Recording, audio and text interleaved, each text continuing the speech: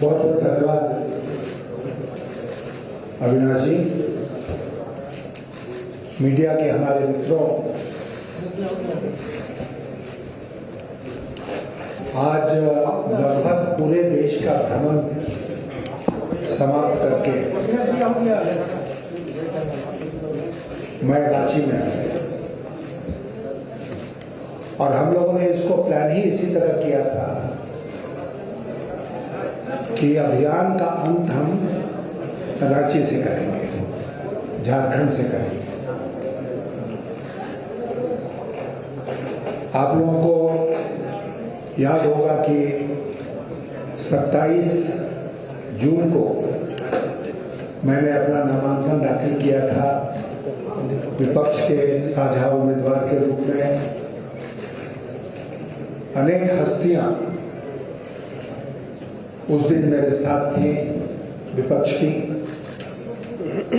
और 28 जून से ही मैं निकल गया पूरे देश के भ्रमण पर।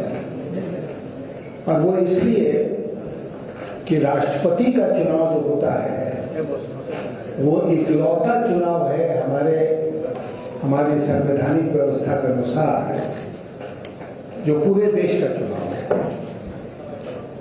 आप जानते हैं कि विधानसभा का चुनाव, लोकसभा का चुनाव कोई खड़ा होता है तो एक निर्वाचन क्षेत्र से खड़ा होता है, लेकिन राष्ट्रपति का उम्मीदवार खड़ा होता है तो पूरे देश से एक तरह से खड़ा होता है।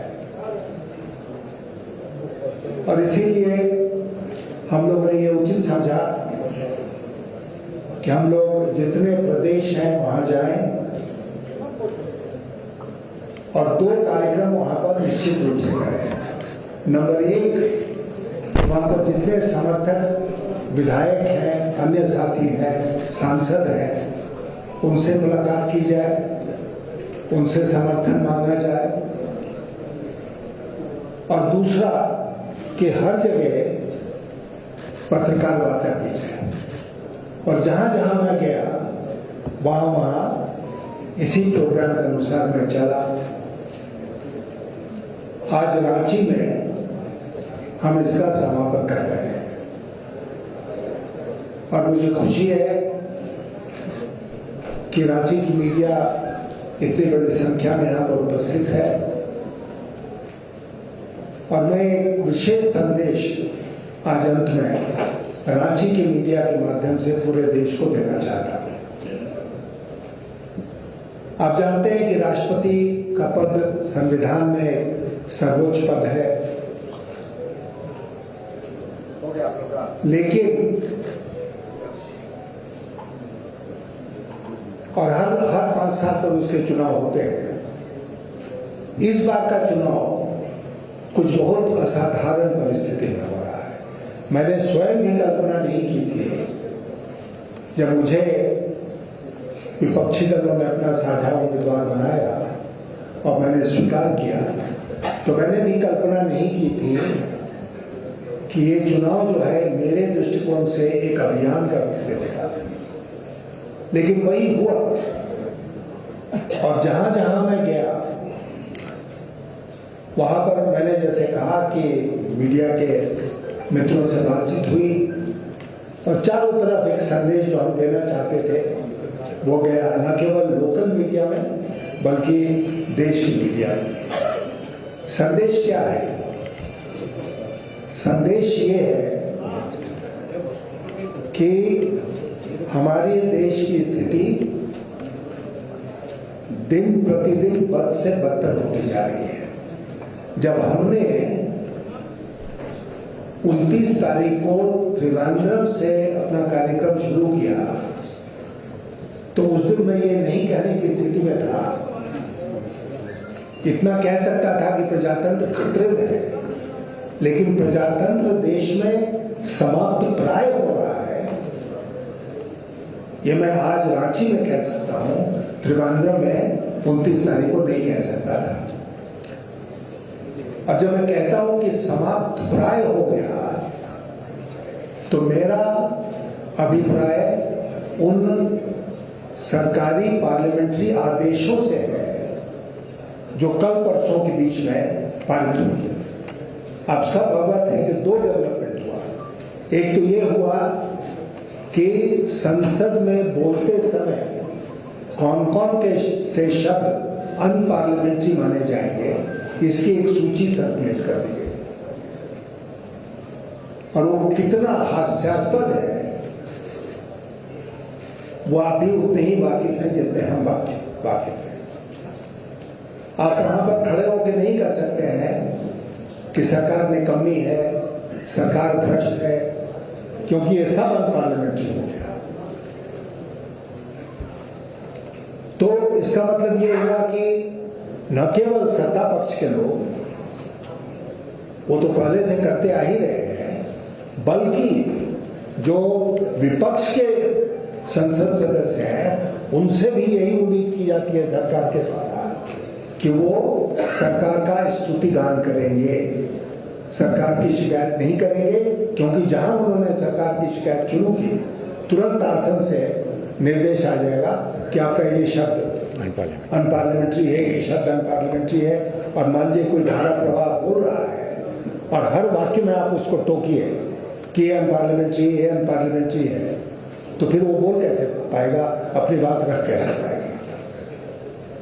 संसद के अंदर जो चर्चा हो रही है उस पर इस प्रकार का प्रतिबंध है। दूसरी बात, संसद के ठीक बाहर लेकिन संसद परिसर में आज तक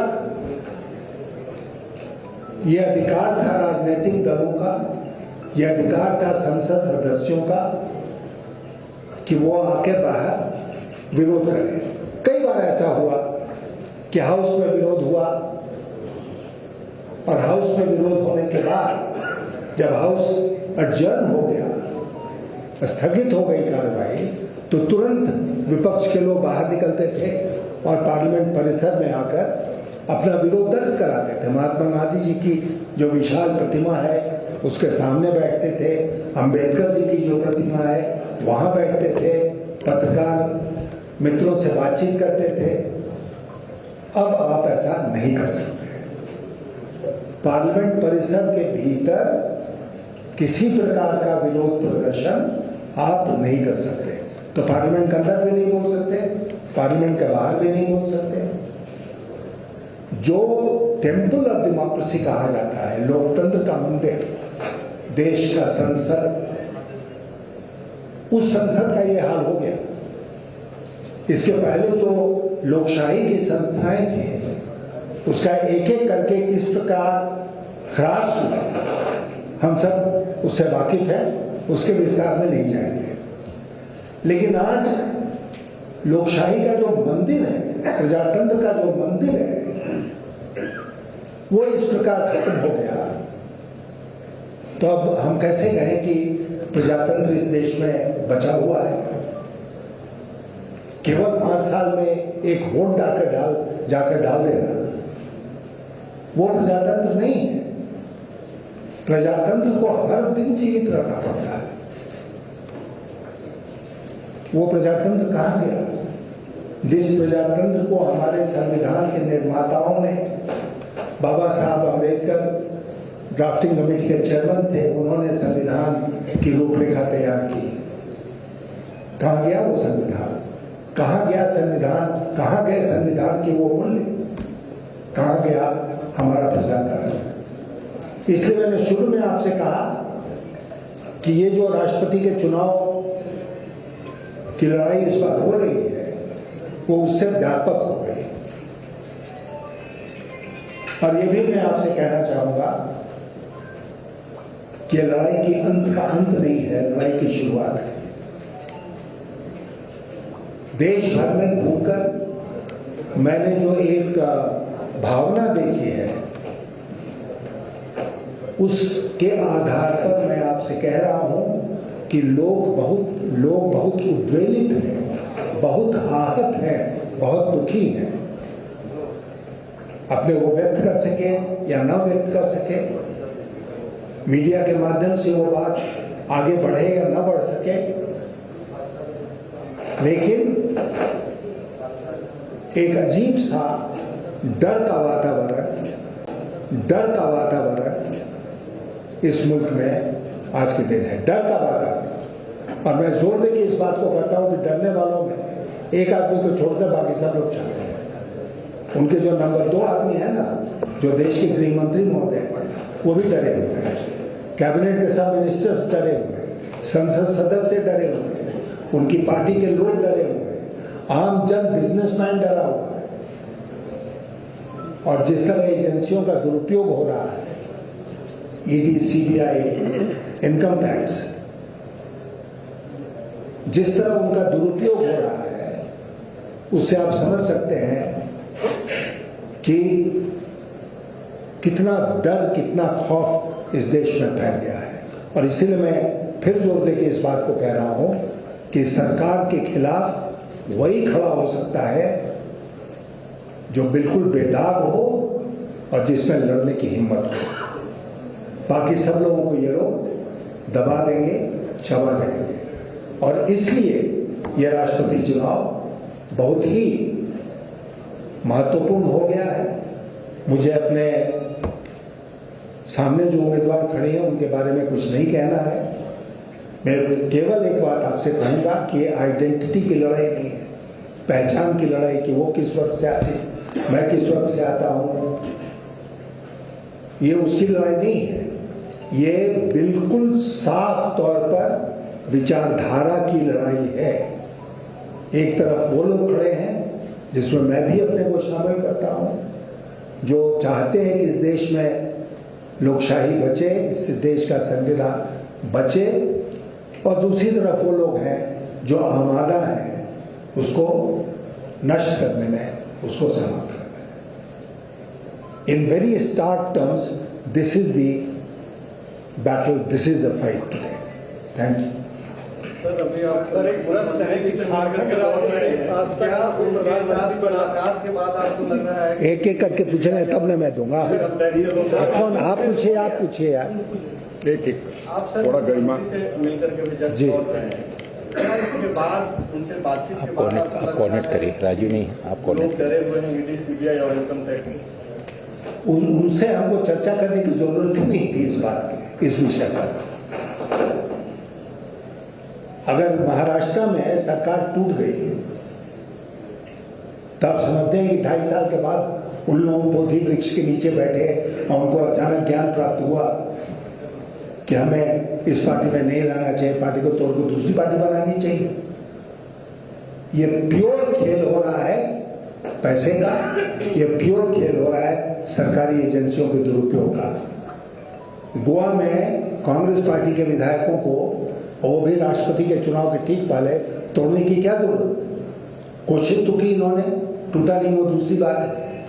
मैं भोपाल में था परसों, भोपाल में भरी महफिल में एक विधायक ने उठ के कहा कि हमको इतनी राशि का ऑफर है, अगर मैं वोट दे देता हूं भारतीय जनता पार्टी के कैंडिडेट के पक्ष में।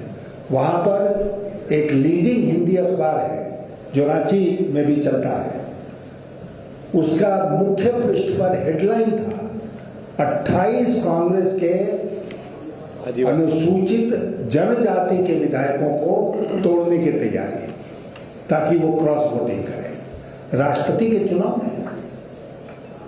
आप समझते हैं कि ये महाराष्ट्र की सरकार है, उसको गिरा देंगे।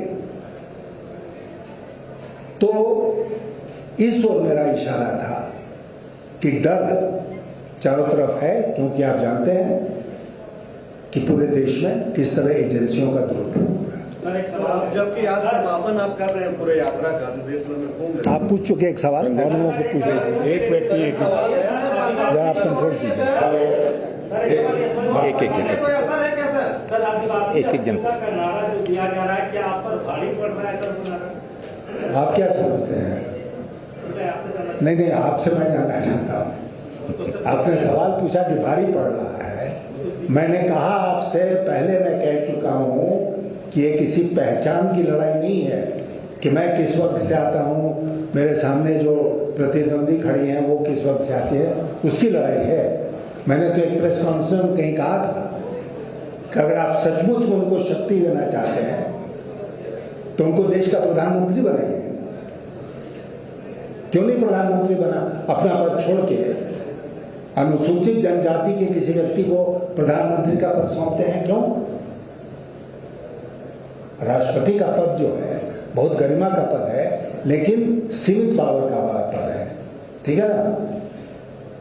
तो उनको अगर चाहते हैं वो कि बहुत तरक्की करे ये वर्ग वो वर्ग, तो उसको प्रधानमंत्री बनाए जहां शक्ति है।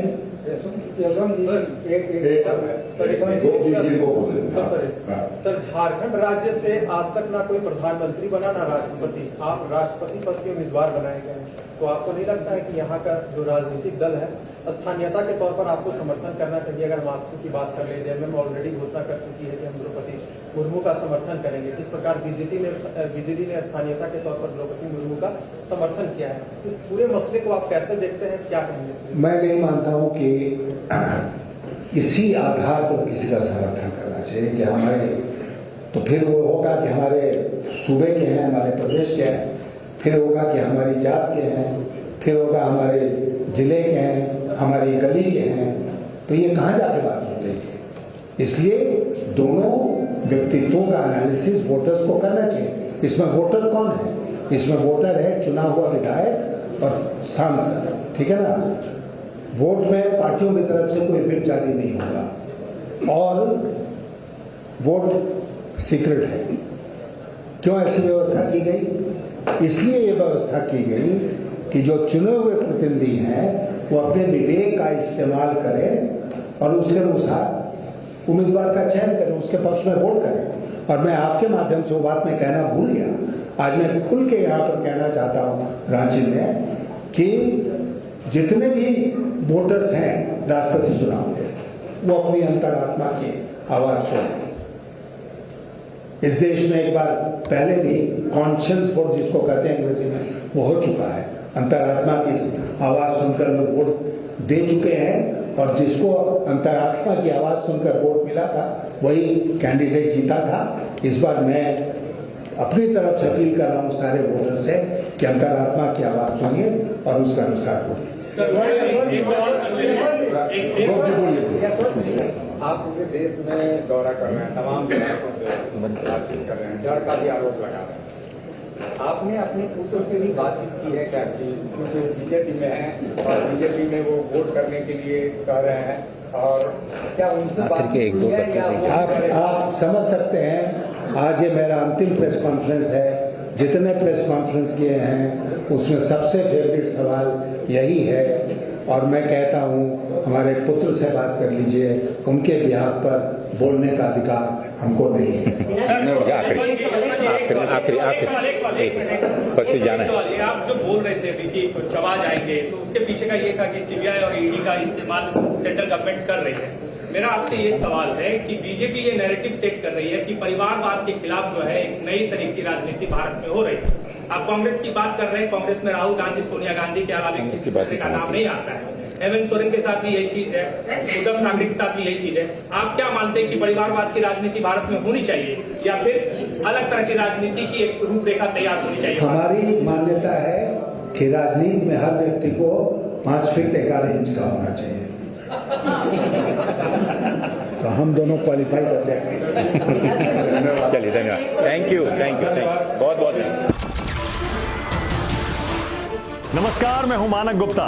अगर आपको हमारा ये वीडियो पसंद आया हो तो इसे लाइक और शेयर जरूर करें और हाँ, हमें सब्सक्राइब और फॉलो करना ना भूलें ताकि आप देश और दुनिया की कोई खबर मिस ना करें। तो जुड़े रहिए हमारे साथ और देखते रहिए न्यूज़ 24।